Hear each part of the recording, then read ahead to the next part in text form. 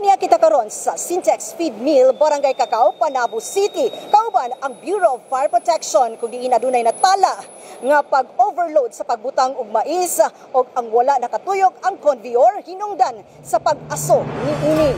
Update naming responde ang hanay sa Bureau of Fire Protection Panabo. Human sila nakadawat og tawag bandang alas 9:48 sa buntag nga adunay kusog nga pag-aso ang makina sa conveyor sa maong bodega og eksaktong 7 minutos na respondihan sa mga bombero ang maong natala nga insidente. Matud pa sa plant maintenance sa maong bodega nga wala sila nakabalo og asa gikan ang aso ug nawad-an sa panghimuot ang iyang kauban nga milusob sa maong aso. Hinungdan nga mitawag na sila og bombero.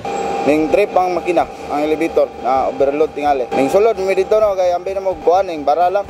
Kay aso naman di naman makayag na. Matud pa sa inisyal nga investigasyon nga nakuha gikan kay Senior Fire Officer Anthony Lawrence Agustin nga posible nga nag-overheat ang motor sa conveyor sa machine. Samo ang nakitaan sa ubos ni adto mi sa ilalo naay nagbaga ang machine. Sa karon among ginabuhat is gina-cool na mo no ang makina, then i-advise na po namo gibutangan namo ka ng electric fan para our blower para magawas ang aso sa sulod. Amo ang gi-advise kay palungon sa ang ano gyud i-cut off gyud ang source sa electricity no kay para wala na lain source na magkaroon pa og kanang baga sa sulod. Gamit ang protective gear, gisunod sa ilalom nga bahin sa bodega sa mga bombero ang nagbaga nga makina og ila kining gi-pre-cooling gamit ang mga dagko nga ventilador o gipangkuha ang mga tahop sa sulod sa makina.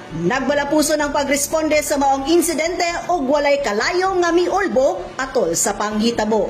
Kauban sa kamera si Michelle Hintiles, kini si Dali Amag nga gikan sa City Information Office Broadcast Services alang sa Frontline News Panabo. Importante, informed.